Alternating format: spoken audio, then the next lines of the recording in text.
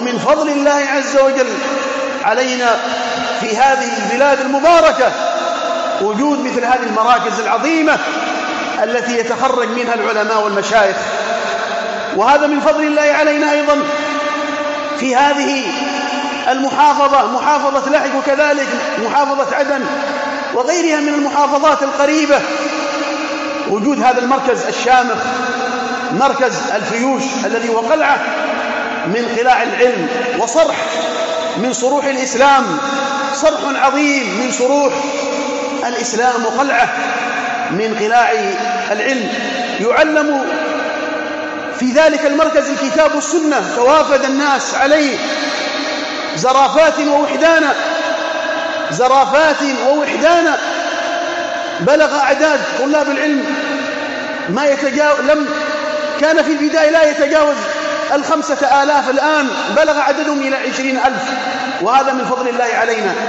حتى لم يجدوا مكانا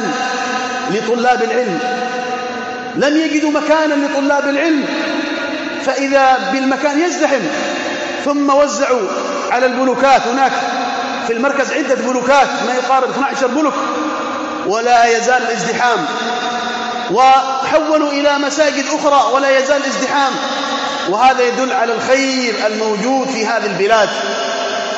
ولهذا ينبغي أيضا أن نشجع أبناءنا الذين يذهبون ويتعلمون، ونحث الذين ليس لهم حب للعلم، نحثهم على العلم، لأن البلاد هذه بلاد طيبة مباركة، بلاد العلم.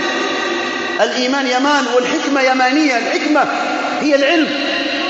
هذه البلاد بلاد العلم وبلاد العلماء.